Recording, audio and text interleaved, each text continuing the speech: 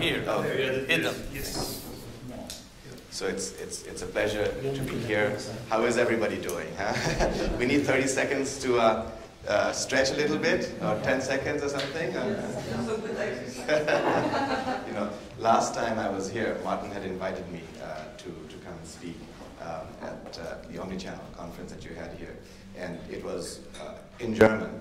So I was just getting stressed out. Everybody was in German. I think I and maybe one other person was English. So I was listening to the introduction. I was trying to think of what sort of a hook I could use, because you're always supposed to start off in an interesting way. And the only word I remember his using in all his German was sexy, and then space, and then Shah Karim. And I said, maybe he's talking about me. So I felt very good. I felt very good, very confident. And then he asked me later on, how come you were so confident on stage today? And I told him that was the reason. So, but anyway, I'm glad to be here. Maybe he had not sexy, but the not was in a different language and I got it wrong. So let me tell you just a little bit about myself and my company, SafeRock. I'm the CEO of SafeRock, which is a New York-based company. We have an office in LA and in Dubai also. And my personal background is in technology and statistics and economics. I'm also a very nerdy guy. Okay, I'm totally nerdy, so I get very, very nervous in front of people. However many times I've spoken in large audiences and small, I always get a little bit nervous. So you will see that hopefully that will not come through too much with me. But my background trained me to look at statistics, to look at numbers, and have numbers always tell the truth. Okay, so when I go and we work now in strategy with a number of companies, and we work in big data analytics, but for me always, I go back to my root of understanding what the information is really telling me, using my interpretation before people tell me and cause me to have an opinion, which is guided in one way or the other. And I think we try to express that in the work that we do. So a couple of examples of things we worked on. Metro and Media Saturn did a listing this summer. So we, on the Frankfurt Stock Exchange, as they separated out into two companies, we worked with the management from our strategy side over the last 6 or 7 months with them to help them with how to approach investors, particularly in the US side, for shareholder value. It was a complex project. PetSmart, I don't know if you know about that, it was a chain in the US that had a transaction about 1.5 years ago for $8.3 billion. We were retained to work with the CFO when they started their marketing process. The initial market price of the company market cap was $6.3 billion. We worked to advise them. In the end, the transaction took place at $8.2 billion. Okay. So our objective is, on the strategy side, what can we do to improve shareholder value and traction on that side? That's the thing that I'm personally finding of interest, though I have no, I don't have an MBA, but I have an understanding of information and so on, and we work with partners in that case. And on the big data analytics side, that's what I really enjoy, and I want to tell you a little bit about what we're doing, an example we're looking at in that space to improve transaction quality, volume, velocity. Okay. So I hope that gives you a little bit of a background. Okay. Now, I also want to explain, so improving retail performance, a little bit of a history of where, not a history, but a little bit of a positioning where I see the economies of North America, Europe, Asia. Okay, so the US economy is about $18.6 trillion. It's growing at an anemic pace, even though they're saying they have 3% now. And that'll likely slow down a little bit because the Fed is going to increase interest rates and so on. China is about $11.2 trillion in terms of gross GDP, even though the purchasing power of that is supposedly higher than that of the US. So if the average income is about $15,000, but the purchasing power, if you adjust for the price of goods, takes them to about $22 trillion. Okay, so they have an enormous potential in terms of growth and so on. Europe is about $11.9 trillion, I believe. Germany is about $3.5 trillion. They give you a positioning of where things are. India is a little bit over $2 trillion. Russia is $1.3 trillion. And Korea is $1.4 trillion, by the way. So it's a very powerful. And the ASEAN is about $2.6, $2.7 trillion. So that's like the context of where the power is economically right now. The flexibility of markets and so on and so forth is also differentiated. And where the growth comes in is what's what's very important for us to understand. I had the good fortune of going to China from here tomorrow morning, and it's my first time going there. I was speaking with you yesterday, and you advised me I have to download WeChat, because that's the only way that you transact and you exchange business cards over there. So I'll be learning from you exactly what I can do before you take your flight over there. Okay. I would like to address 3 topics, just in very brief, and then, of course, we have the opportunity to discuss later on. So one is how are retailers being challenged? Just to give a little touch on that a little bit. Okay, what are best-in-class companies doing? Okay, and what an example of what could lie ahead. Some of the things that we're looking at, data-driven process to improve marketing, merchandising, and the transaction process. Okay. I have it upside down. So I'm clicking up and it's going down. Okay, all right. So these are critical times for retail, and you know, the CEO and the C-suite has a set of questions which are really all focused about how can we improve. Okay. Now, I will say that one other thing in this is that disruption and growth does lie ahead for us, both of those, disruption and growth. Okay. And we just have to have our way of navigating through these turbulent times. Okay. So the CEO, the C-level questions, you know, can be how do you drive profitable sales? How do you optimize marketing budget? The buyer may say, I need more dollars for a particular, or euros for a particular segment to support that. And the GMM might have a broader question of how to allocate over the budget totally. And of course, the CFO supports a check and balance process through the cycle. But all of these are aligned to improving performance. And each of you can probably think of which of these columns you sit closest to in what you're doing. And you know that there is a commonality in terms of what people are concerned about. And really the thing is, it is having an alignment helps separate the winners from the losers. You can't deal with them as silos anymore. So I actually had an interesting opportunity at a company, it's about $800 million, and the management team was having a problem. And I'm just giving as an illustration that this does happen behind the scenes. They asked me to come in and work with the management team, just the top 5 executives, the CEO, CFO, and merchant, and finance, and another person in there.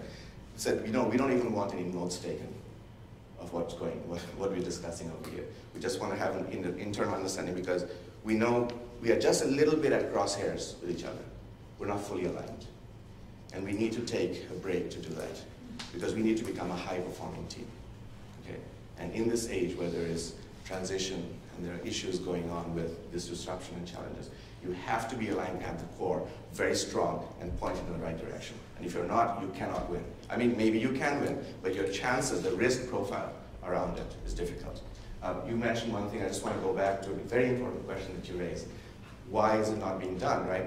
And it's the same approach, I think, internally, okay, as well as in those silos. So first you have to know where you are, A.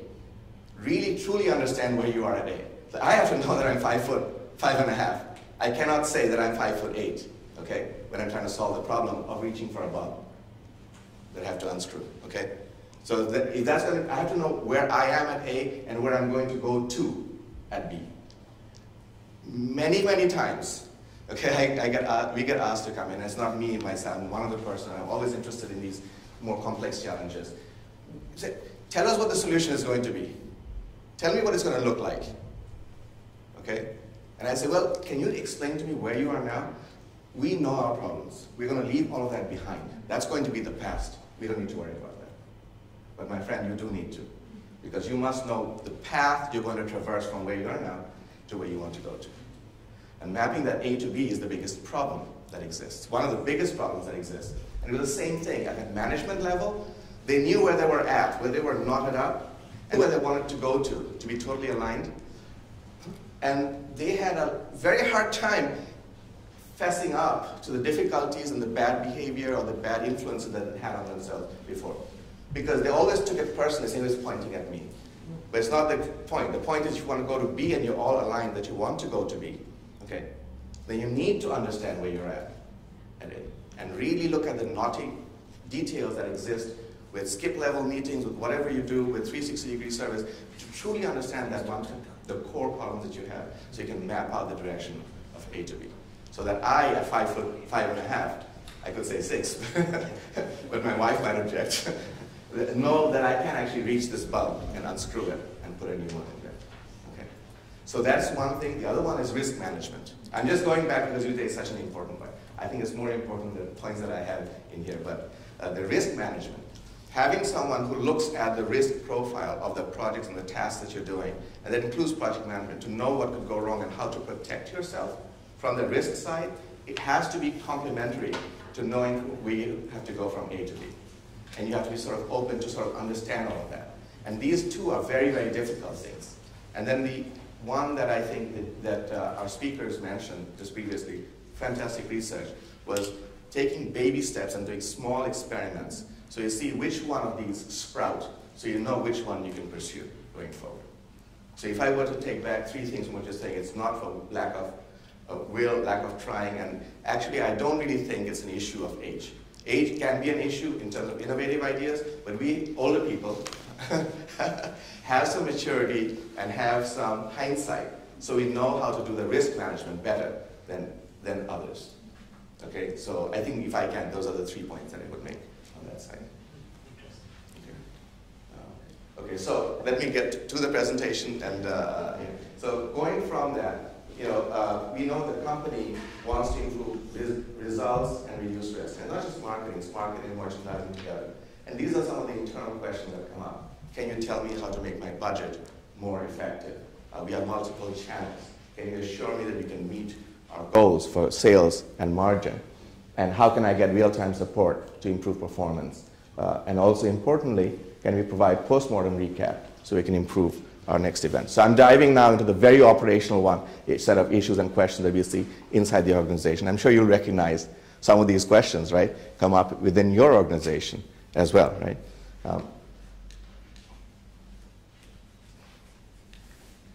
And some typical questions that can come up, when you're talking about the shop itself is this the right backpack and color to feature on the homepage? There's the marketing manager or the merchandising manager talking, or the buyers talking up. Are we deep enough in footwear sizes to include in an email? What percent discount for towels should be applicable and appropriate? Is this trend peaking or declining? Now, these are some of the typical type of questions that come up at the micro level. And what happens is there's this pyramid of things, right? There's some really, really basic questions. There's more complex questions. And there's a budget question at the top. And what happens is the uncertainty level is rising. You have to deal with more uncertainty as you go up. You really need an alignment all the way through. And the alignment really starts from the team. Okay. So the challenges that we see. So I mentioned about, what are the typical challenges. Best-in-class companies, okay, are looking to integrate all the sales channels, have a consistent view. I don't know who it was. I think Martin, you actually said it at the beginning. And Martin's a good friend. He's helped me think through a lot of interesting challenges, and I really enjoy having the opportunity to do that with you, Martin. I remember years ago where someone, it was one of these pharmacies, big pharmacies in the US, and they were saying, we have set up, they were measuring the e-commerce, comparing it to another shop. So saying, this ranks now number 25 in our stores, and now it might be number 15 next 3 years, and so on and so forth, right? So the strategy to integrate all sales channels and having a common view is an important issue. And I use this term sometimes. I say that, even with our big data forecasting and whoever is doing that, even if it's not perfect, the point is to apply it uniformly across all these sectors and business units, so that you can compare the relative performance. You can compare where you do the relative investment. And that's important for the budget making that you have at the beginning. It doesn't have to be the best, most perfect way, but it has to be a consistent way that you apply across all sectors. It's very interesting. I'll go to a completely different sector that we're involved in, oil and gas. So there's one of these large multinationals. There's 3 of the biggest oil and gas producers in the world. One of them says to us that, to our partner, that, in the management meeting, I'm not sure who's coloring it high and who's coloring it low, who's more conservative and more aggressive, but I need a consistent way to do it, something neutral that I can trust. And I think that's where the advent and the opportunity for analytics and big data comes in. That's what I personally believe, that you can create consistency and support decision making, not make the decisions, but support the decision making. So we must think of tools and ways which don't propose to give the solution, but advocate for different positions and say, well, the data and the truth points in this direction. And then you use that, because we are much better decision makers than systems are right now, unless we're talking about replenishment and micro issues, okay, or mean time between failures. The next big, so that's really not just a consistent way to integrate, but also having interpretive big data management. Big data is a lot of buzzwords, okay? It can mean a lot of nonsense. And it can mean a lot of failures, just like you had with the data warehouses from the 80s and the 90s. Okay? And the card programs in the US, at least in my experience, they capture so much data and they make no use of it. So it's not actually big data that's valuable. It's actually you have to look through the data and understand what small parts of that big data will support you in making better decisions. So for that, you have to understand where you are at A, where you need to go to B, along the path where the challenges exist, using intuition and our experience to map that journey, right? And then find out as a collective team how we can manage the risk along the journey. Does that make sense? Right? That will allow us to be aligned as we're going forward. Okay? And then marketing campaign tactics, I think this is important, getting closer and closer to that. It doesn't have to be real time. Okay? It just has to be in time for your decision-making cycle. So if you have monthly decision-making cycles, it just has to be done in advance of that. If you're having weekly decision-making cycles, it just has to be in advance of that. It has to match the cadence. And the cadence can be different at the executive level, where you're doing budget allocation, from the marketing manager level to the store level. They can have different cadences, because at the store level, they might need daily updated information and be able to communicate in a single voice from the store level up to management. That's another thing that doesn't happen. Stores and managers, and they talk a particular language, and they talk about metrics, and they talk about brands and performance, and in a way that doesn't ring true or doesn't ring a bell with the buyers and the DMMs. At least that's in my limited experience in retail. So when you don't have a complete, it's not just that the top has to be aligned. It actually that all the conversation that bubble up and the information that's there at the bottom needs to be aligned with the vision and the metrics and the scorecards all the way through. Okay? And of course, doing post-mortem review, this is made easier with data if you can have a systematic way of gathering it. So I'll give an example from someone I respect. This is from Walmart, and he was one of the CEOs of Walmart about 10, 12 years ago. And I asked him, how do you manage an organization like this? Because I was in awe of how you have multiple $100 billion organizations, right, managed by a committee a steering group at the top, consisting of 4 or 5 executives, and then do it in a very consistent way. It's Lee Scott, who was their CEO, who I knew before he retired. And he said to me, Shah, when I go from one meeting for Sam's Club, okay, to the Walmart stores, the information I have in front of me is consistent. The metrics we use for success in measuring progress is consistent. So it's what he told me is that we use incremental ROI. So that means incremental benefit on incremental expense, not averages. So it's a little bit technical. It has to be done by a technical group, and that's one of the things we do in big data, is that the additional benefit you get from an additional investment. So if I put in €1 more, am I getting €1.05? And very importantly, if I take it back, if I decrease my expenses by €1, how much am I going to lose? And if you apply that in a regular, systematic way across your entire budget cycle, then you can optimize the relative improvement. Does that make sense? Right? Okay, so ignore the top, here's the solution. This is generally an approach. So I think that there are 4 things that need to be brought together in this in this big data process, not the strategy part, but in the big data process. One, you have to take inventory information. Two, you have to take marketing information. Three, you have to take traffic information and transaction information and bring those together. And what I'm thinking about is, and we explored this, and there's a reason why the Google logo is up there, is that we're actually a vetted partner with them. We're starting down a new path where we're looking at some processes together to improve traffic, not just to the store, but to online. If you take those four pieces together, supply chain is incredibly important. It's one of the beasts that we have to deal with, right? Try to maneuver in one way or the other. But the thing is that supply can never adjust as fast as the consumer's desire can change, right? It's too fast, right? I change my mind. My daughter changes her mind very fast. I can tell you that. As does my wife, but I will not say that. Delete that. Delete that from over there. But if you take those things together, then you can deploy analytics to improve particularly the budgeting process, the offer process, the engagement process, and transaction. And I'll show you here how we're looking at this. So I don't want to make this, really my purpose here is to be friends with you, and to share knowledge.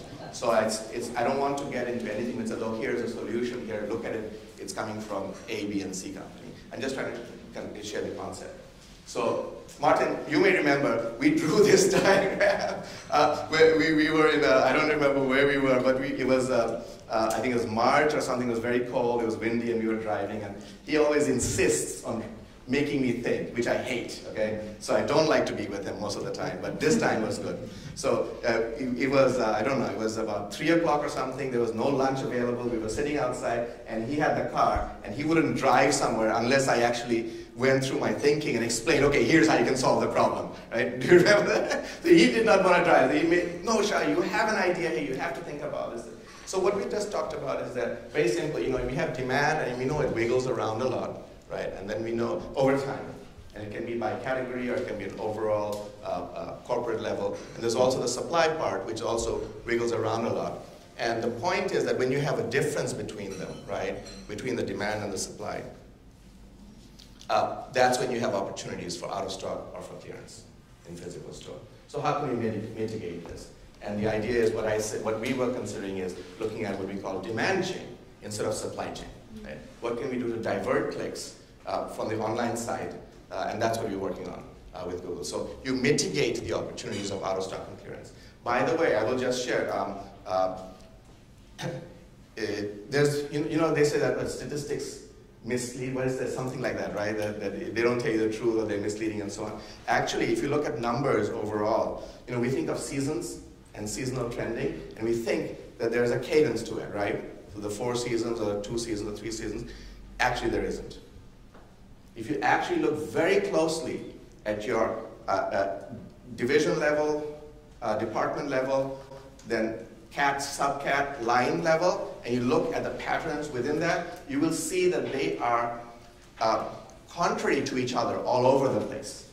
Now, we get fooled by that because there is one part which is consistent. So it's the major holidays, the gifting themes. So anniversaries, birthdays, Father's Day, Mother's Day, back to school, Christmas, those are very consistent peaks. It's like telephone poles, and then you have wires stretched between them. So those poles are very good, they're very consistent. And they can repeat from year to year. But the dips in the wires in between, which account for the rest of the sales outside of that, are not consistent.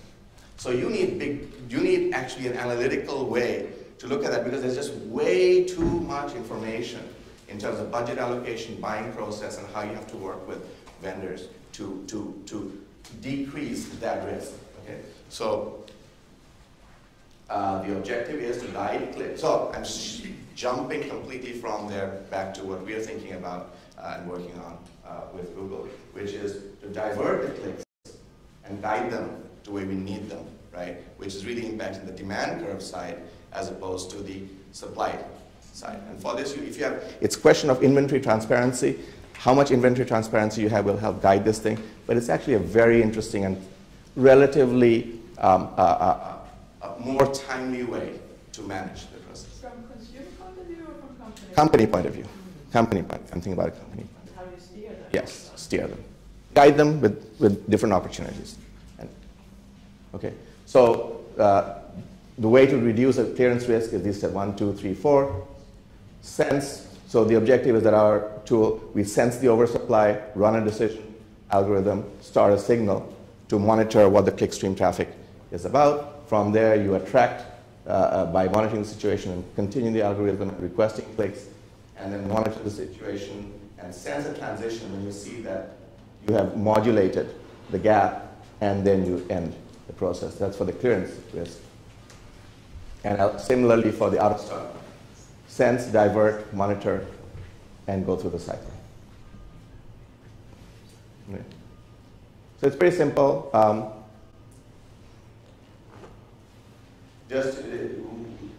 We're using best-in-class methods by using prior year sales and seasonality. Those are the big poles.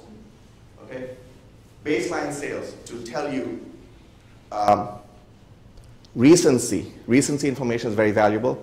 Which way you have incremental lift, both in sales and in profitability, and then combining the two with an overlay of the promotional spend that you're doing, right, to know how you optimize your sales and try to meet your goals better. Does that make sense? Right? That's what we're doing. So there's much more detail on this thing of how we go about doing this thing. It's interesting, and maybe other variations are around this. So, but I won't go on longer because I know that we have to have other people speaking. So I just leave you with this so far, and I hope you found it interesting. There are some other things I will say that I think are very important. If I can just summarize it, in addition to this is inside the company. I think outside the company, the integration, and I'm going completely to a different topic that I really enjoy thinking about and speaking on, which is a megatrend. So I believe there's another important megatrend, which is almost as important as the internet, is the integration of the financial process and the transaction process into online. That's very, very valuable. The US is very far behind in terms of transactions. So if I have to do a credit card purchase in the US, if it has a chip in it, I have to surrender my card to them and stick it in that stupid Verifone machine for 10, 15 seconds while it's checking to see. I don't get my card back. I can't put it in my wallet. I can't get ready to pack my things. The US is very far behind. They made a mistake at choosing that particular technology.